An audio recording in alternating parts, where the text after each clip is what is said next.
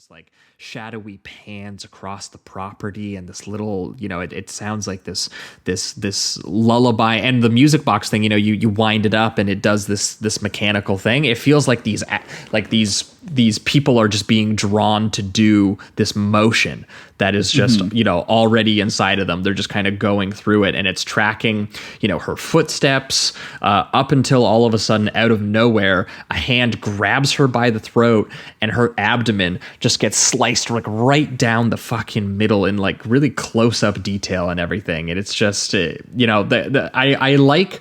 This is very similar to Torso, in that like your Vice is more like a slasher or a proto slasher than All the Colors of the Dark is, and I really appreciate the sequencing and set piecing that he does in order to like really get you into the mood of this character is about to die. I feel like it like minutes before it actually happens, and it's still kind of shocking just the way that he shoots it.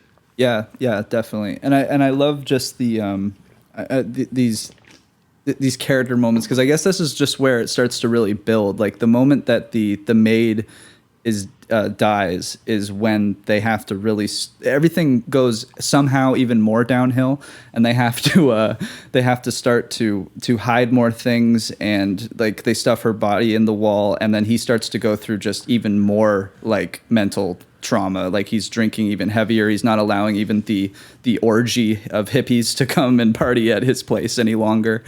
And this is, I guess, also where they set up the niece character with Edwidge Fenech. Yeah, Edwidge Fenech. She makes her appearance again, which I love that she appears in this, because I was watching a great interview that was included on the Blu-ray of this film from Arrow, and there's a great moment where he basically says that, because Edwidge Fenech was his sister-in-law and he so loved working with her and just her generally like kind of cheery outlook that she had on life, and that she was willing to go to dark places on screen, because they kind of felt like brother and sister. Like they felt like they kind of really got along with each other and really wanted to do that. So when it came to this role, actually I think it was whoever was fronting him the money wanted like a really young actress, like an actress who would look like an underage girl, almost like a 17-year-old or something, or an 18-year-old. Yeah. And he instead basically demanded that instead it was Edwidge Fenech,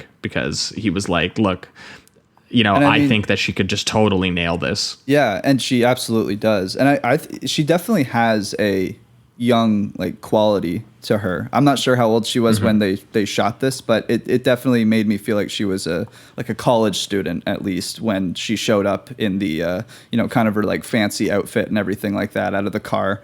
I also like the fake out that they do, where it's presented like the one, I think she's a stripper or something like that comes off the train initially. Oh, the prostitute. Yes, and they have her introduced with just like a big ass shot, and then some soldiers or somebody that are also getting off the train, like, spank her and like basically sexually harass her. And you think that this is the introduction to the niece, but it turns out that she's kind of this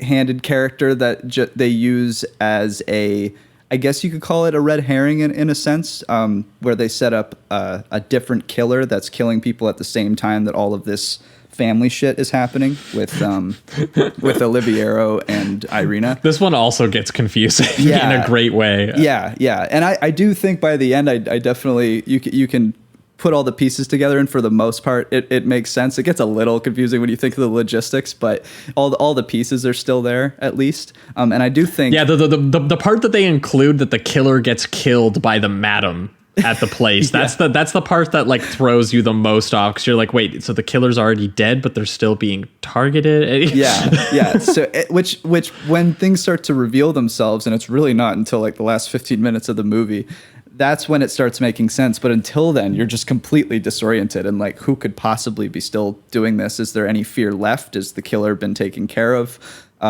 It does get pretty confusing. But what he does do a really great job of is visualizing, like, especially looking back, visualizing the killer that we never really see. That's also something that's smart. They never show like a photo in the police station or something of the killer, so you can still imagine that and this is kind of a spoiler, but we're here. So, when it is revealed who actually kills the maid, it makes sense when you think about how he does it visually. Because when the maid dies, they don't show like a shadowy figure with a 5 o'clock shadow or anything like that. Like when the stripper dies, they actually show someone in an outfit, but it's like completely blackened. It's complete silhouette. You can't see anything. So it still kind of works in a logistic sense when you find out who actually was killing the maid. And also, speaking of the stripper or prostitute death, that shot of her just falling down the stairs and the camera follows her as one it of goes. the scariest shots. Oh my god, Yeah. it's terrifying, and it's so like I don't know how they really shot it. It seemed like it's pretty locked in as the body just falls down every single stair. And then of course they get the classic giallo imagery of like, you know, the guy in the hat and the long trench coat and everything like that. So yeah, I loved that sequence. It's great. Yeah, I mean, this whole section of the film, it moves so much that I get really impressed with it because, like, obviously it moves from the part where the maid has killed and the husband immediately goes, look, we can't tell the cops about this because they won't believe that this is a coincidence. Yeah, like, I'm already under suspect. suspicion. Yeah, so help me hide the body, you know, like in the cellar, in the walls of the house, which immediately you're like, well, that can't go well. I feel like someone's going to dig something out of those walls at some point. Spoiler alert. And then Oliviero's niece, Floriana, comes into town, played by Edwidge Fenwick, and immediately...